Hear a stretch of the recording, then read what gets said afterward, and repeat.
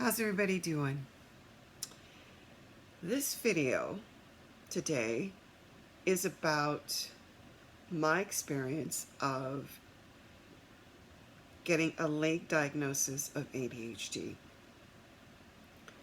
And I've been reading up about ADHD off and on for a couple of years now, ever since I got my diagnosis, because I was trying to understand what it means for me now. And some of you may be able to relate to this because I've been reading that hundreds of women are getting this diagnosis past 40 years of age. And to me, getting that diagnosis that later in life means the approach may need to be different than if you find out when you were in sixth grade. And we all know that if you pay attention to education and children and things that happen to them in their learning process, early on when ADHD was diagnosed more, actually not more, but more of the diagnoses that existed 30, 40 years ago were focused on boys and them being hyperactive and then leading to a potential diagnosis. But now we find that way more women have ADHD and it presents differently, and it has presented differently for a long time. So I'm glad that there's more awareness about that, and it affects how we look at ourselves and each other. And so this discovery of mine over the last 2 years has been really powerful for me in terms of having some clarity about the way my brain works, and also the type of things that I would need to do to feel better about my choices, about the way things have played out in my life and the way they continue to play out in my life, because there is a factor, and that factor is the way my brain processes information, the way it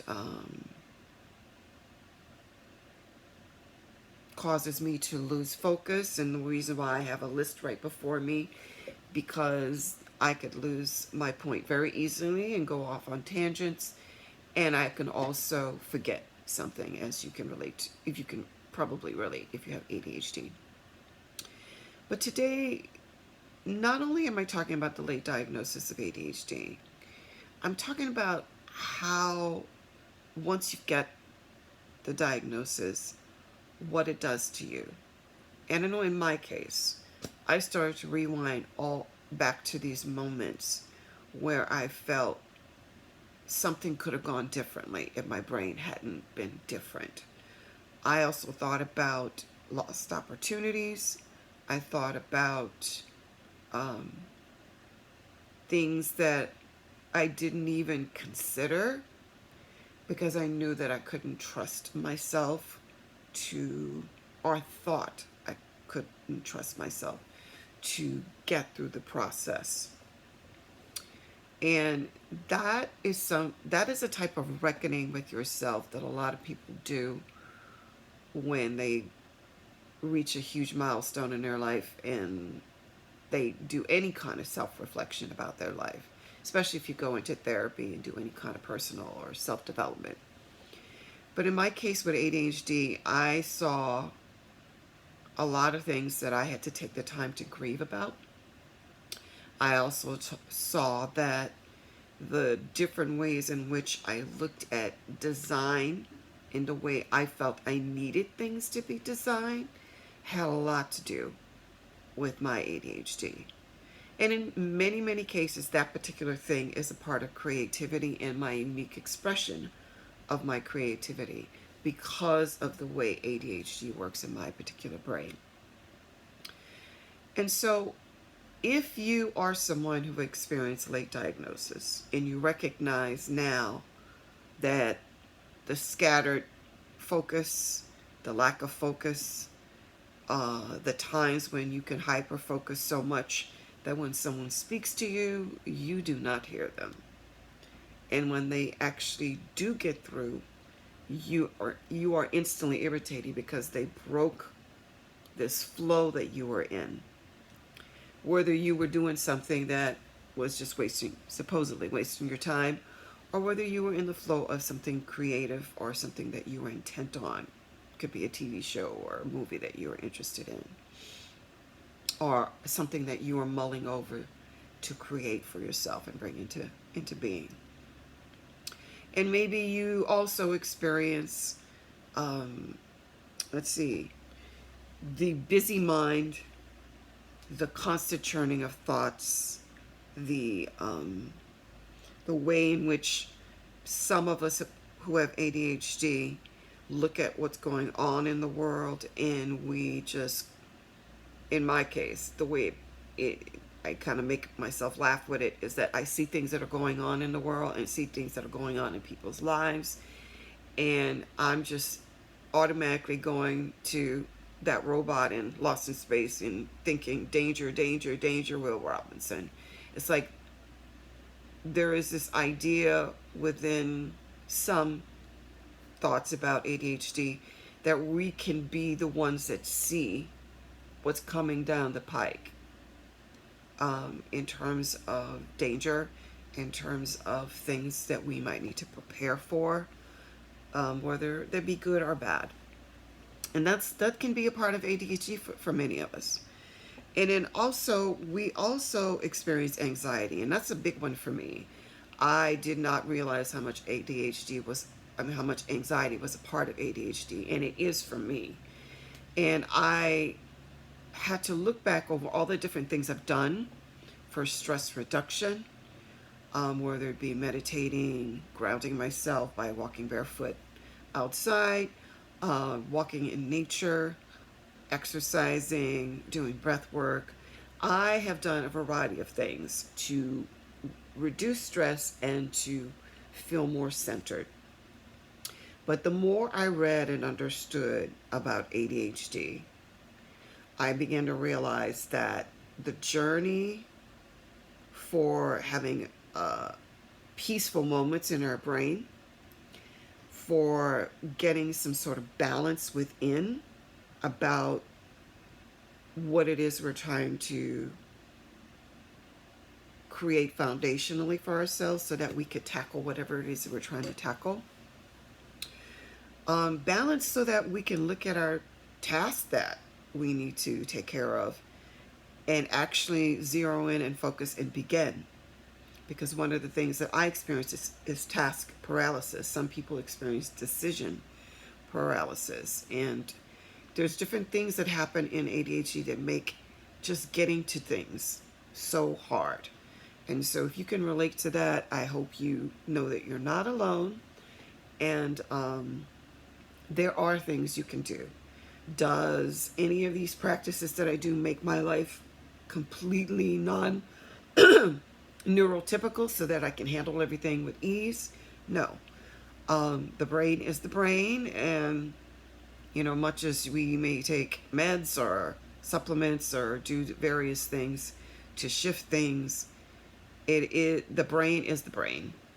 And so in this video, I definitely wanted to share with you that what rose to the surface for me was my interest in energy work and my practice of energy work, my experience with meditation and accessing teachers and healers and guides over the years. And I just sort of realized that piecing some of these things together for myself was a way for me to create grounding, create some peace, a break from a racing mind, and it helped me create a new groove. Actually, it's not a groove, a new almost frequency that I could turn to.